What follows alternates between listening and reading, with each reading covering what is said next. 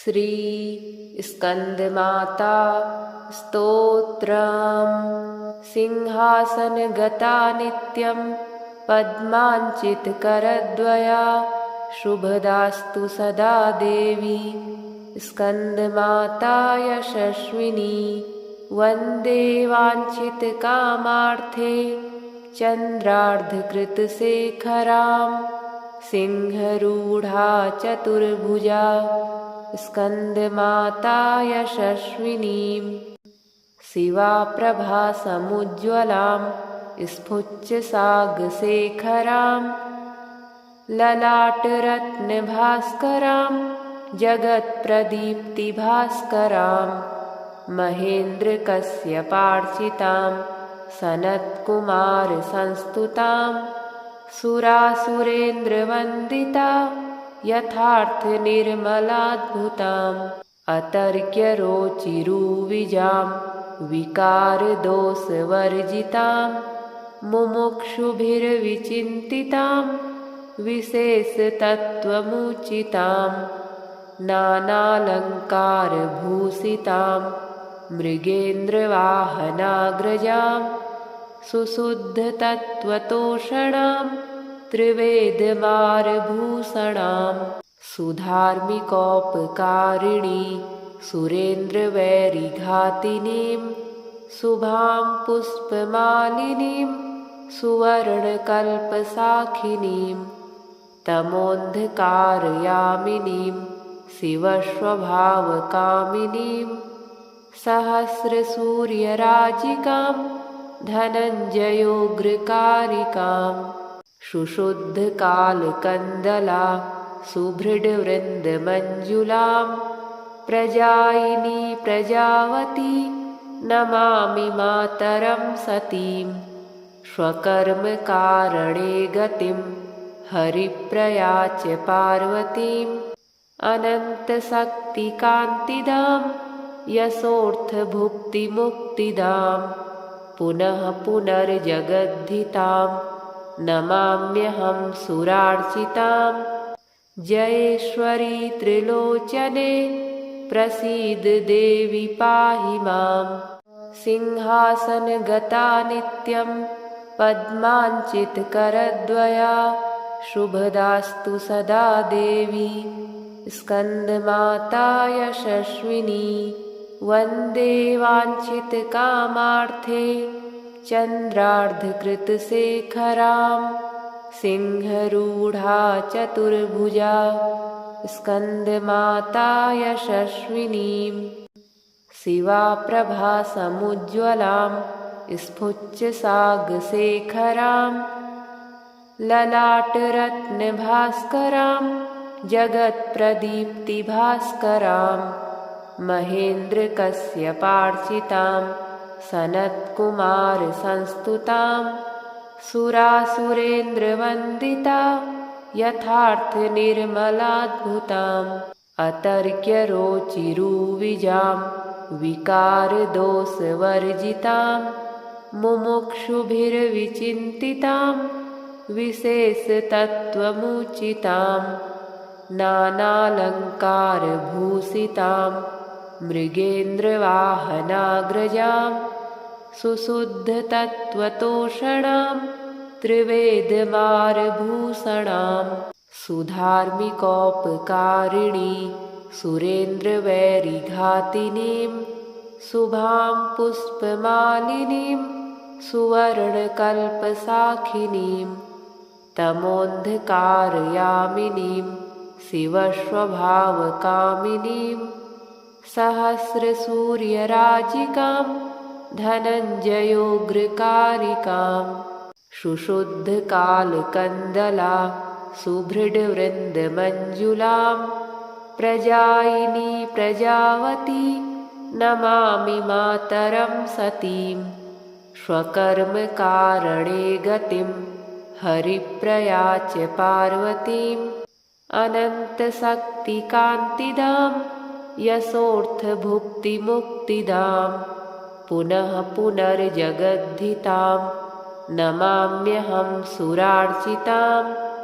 जयेश्वरी त्रिलोचने प्रसीद देवि पाहि माम्। सिंहासनगता नित्यं पद्माञ्चितकरद्वया शुभदास्तु सदा देवी स्कन्दमाता यशस्विनी। वन्दे वाञ्छितकामार्थे चन्द्रार्धकृतशेखरां सिंहरूढा चतुर्भुजा स्कन्दमाता यशस्विनीं। शिवाप्रभासमुज्ज्वलां स्फुच्चसागशेखरां ललाटरत्नभास्करां जगत्प्रदीप्तिभास्करां महेन्द्रकश्यपार्चितां सनत्कुमारसंस्तुतां सुरासुरेन्द्रवन्दिता यथार्थनिर्मलाद्भुताम्। अतर्क्यरोचिरुविजां विकारदोषवर्जितां मुमुक्षुभिर्विचिन्तितां विशेषतत्त्वमुचितां नानालङ्कारभूषितां मृगेन्द्रवाहनाग्रजां सुशुद्धतत्त्वतोषणां त्रिवेदमारभूषणां। सुधार्मिकोपकारिणी सुरेन्द्रवैरिघातिनीं शुभां पुष्पमालिनीं सुवर्णकल्पशाखिनीं तमोन्धकारयामिनीं शिवस्वभावकामिनीं सहस्रसूर्यराजिकां धनञ्जयोग्रकारिकां सुशुद्धकालकन्दला सुभृडवृन्दमञ्जुलां प्रजायिनी प्रजावती नमामि मातरं सतीं। स्वकर्मकारणे गतिं हरिप्रया च पार्वतीं अनन्तशक्तिकान्तिदां यशोऽर्थभुक्तिमुक्तिदां पुनः पुनर्जगद्धितां नमाम्यहं सुरार्चितां। जयेश्वरी त्रिलोचने प्रसीद देवि पाहि माम्। सिंहासनगता नित्यं पद्माञ्चितकरद्वया शुभदास्तु सदा देवी स्कन्दमाता यशस्विनी। वन्दे वाञ्छितकामार्थे चन्द्रार्धकृतशेखरां सिंहरूढा चतुर्भुजा स्कन्दमाता यशस्विनीं। शिवाप्रभासमुज्ज्वलां स्फुच्चसागशेखरां ललाटरत्नभास्करां जगत्प्रदीप्तिभास्करां महेन्द्रकश्यपार्चितां सनत्कुमारसंस्तुतां सुरासुरेन्द्रवन्दिता यथार्थनिर्मलाद्भुताम्।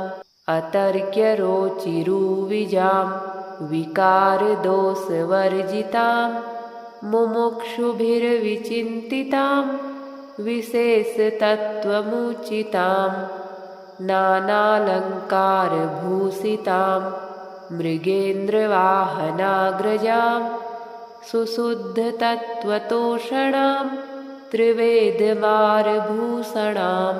सुधार्मिकोपकारिणी सुरेन्द्रवैरिघातिनीं शुभां पुष्पमालिनीं सुवर्णकल्पशाखिनीं तमोन्धकारयामिनीं शिवस्वभावकामिनीं सहस्रसूर्यराजिकां धनञ्जयोग्रकारिकां सुशुद्धकालकन्दला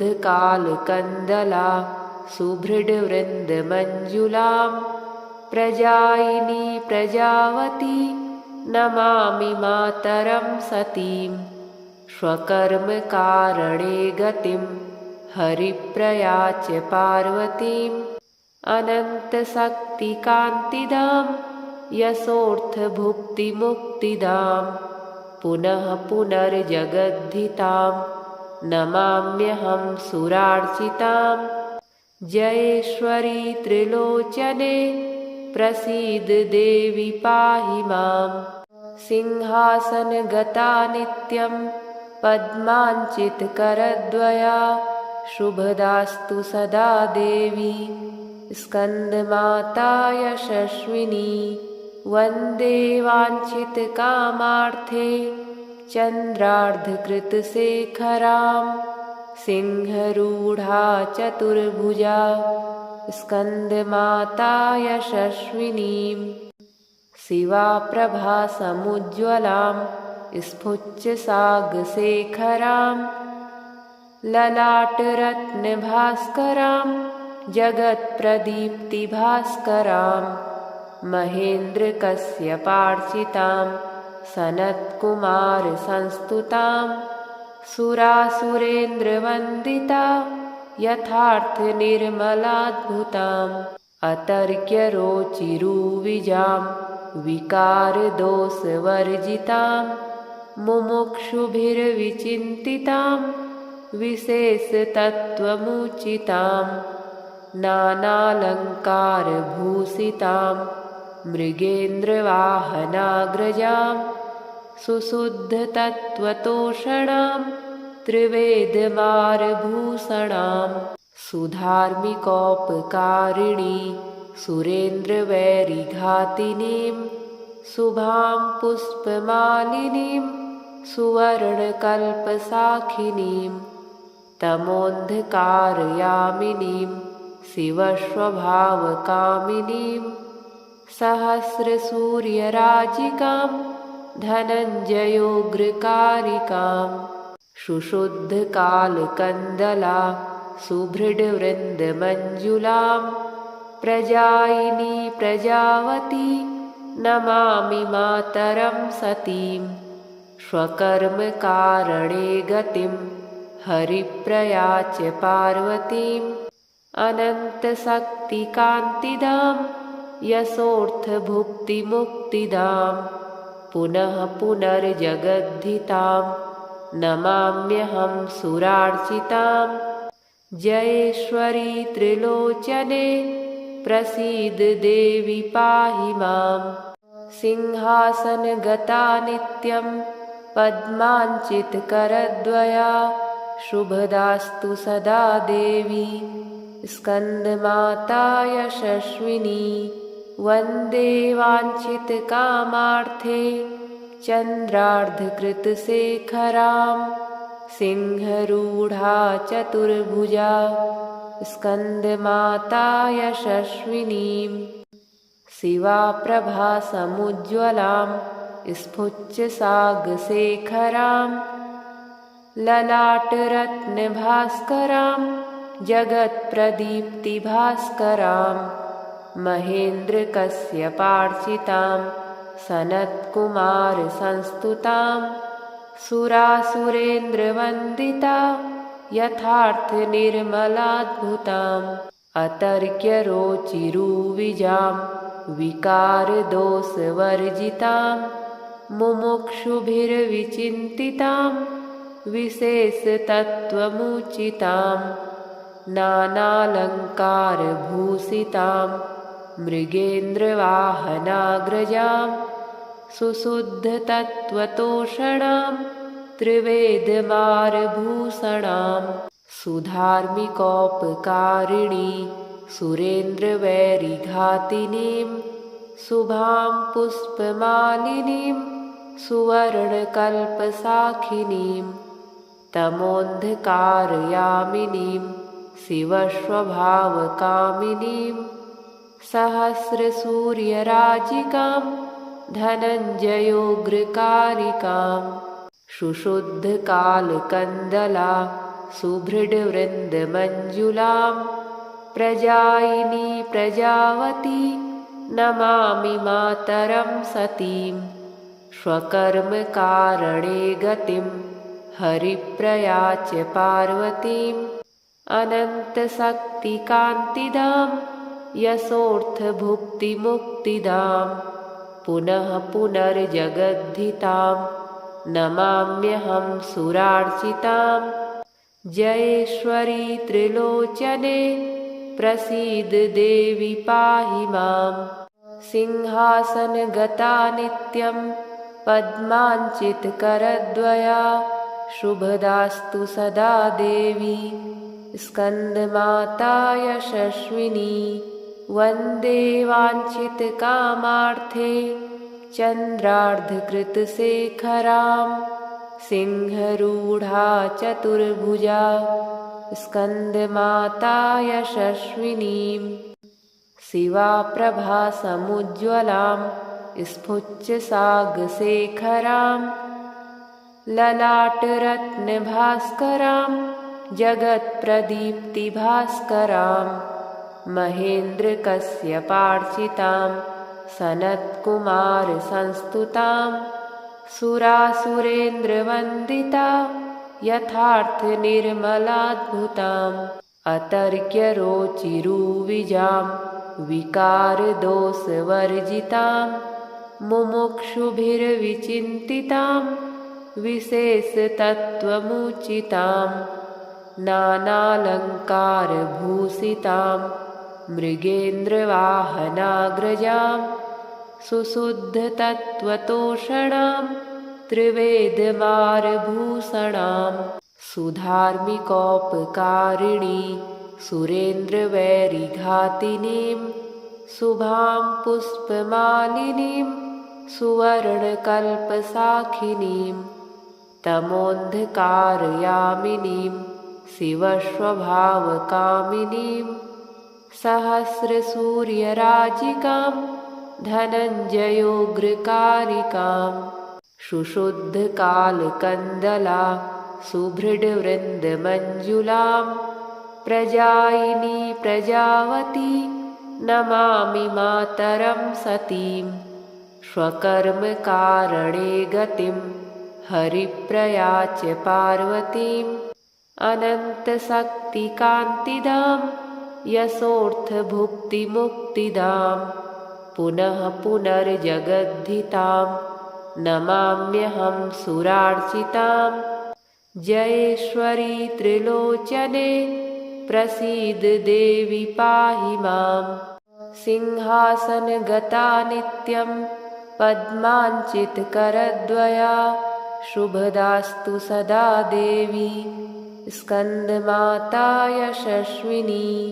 वन्दे वाञ्छितकामार्थे चन्द्रार्धकृतशेखरां सिंहरूढा चतुर्भुजा स्कन्दमाता यशस्विनीं शिवाप्रभा समुज्ज्वलां स्फुच्चसागशेखरां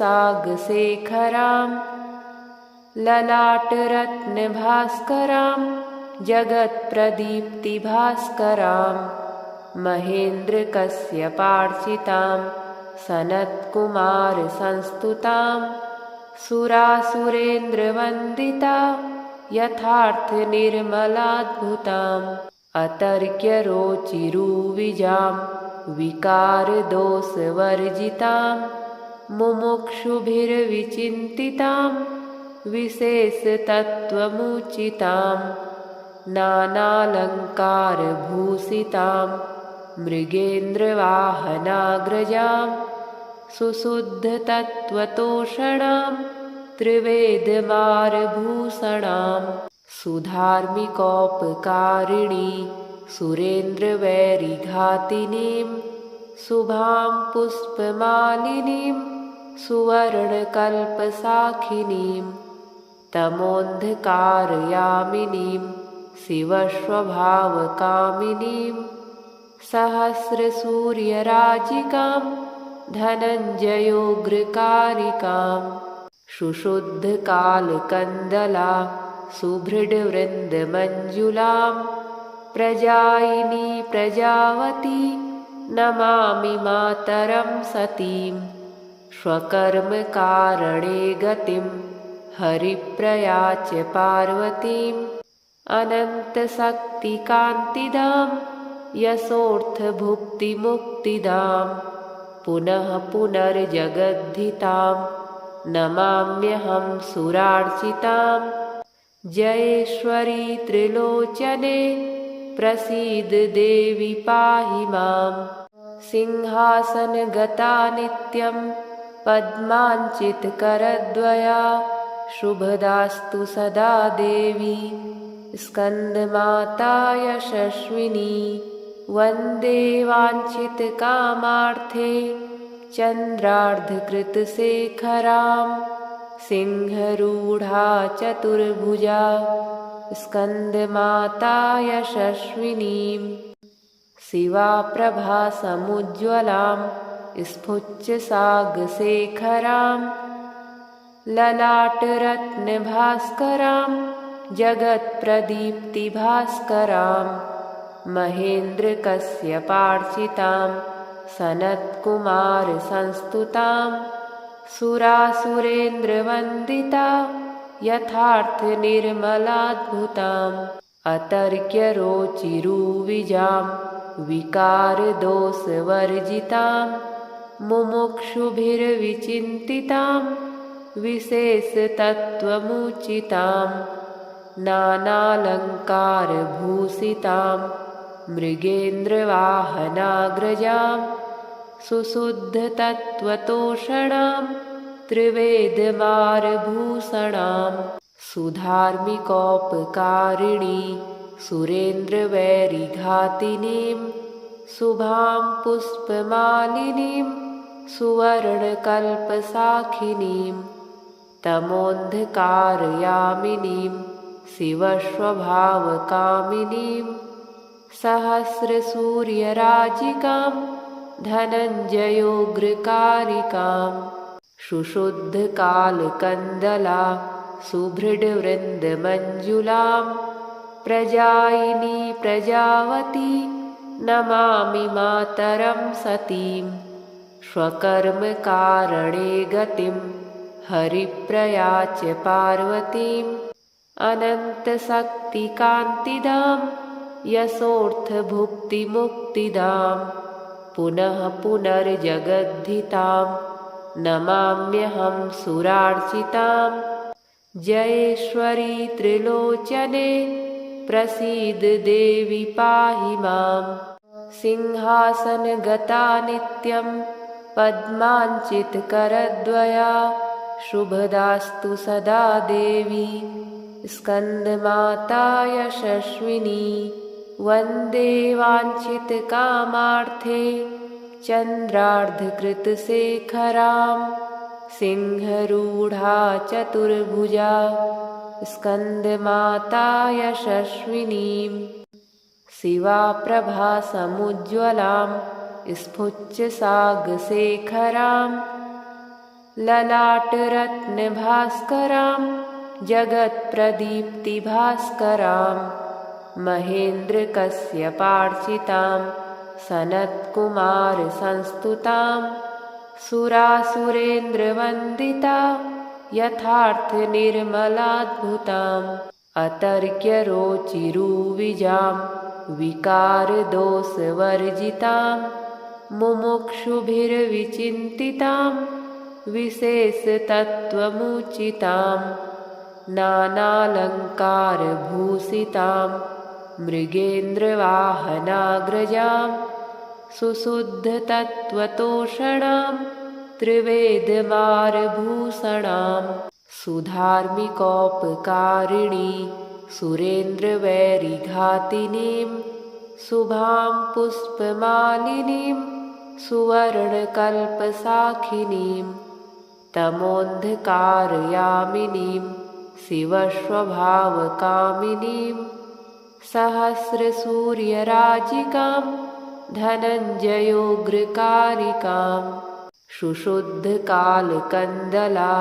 सुभृडवृन्दमञ्जुलां प्रजायिनी प्रजावती नमामि मातरं सतीं स्वकर्मकारणे गतिं हरिप्रया च पार्वतीम् अनन्तशक्तिकान्तिदां यशोऽर्थभुक्तिमुक्तिदां पुनः पुनर्जगद्धितां नमाम्यहं सुरार्चितां जयेश्वरी त्रिलोचने प्रसीद देवी पाहि मां सिंहासनगता नित्यं पद्माञ्चितकरद्वया शुभदास्तु सदा देवी स्कन्दमाता यशस्विनी वन्दे वाञ्छितकामार्थे चन्द्रार्धकृतशेखरां सिंहरूढा चतुर्भुजा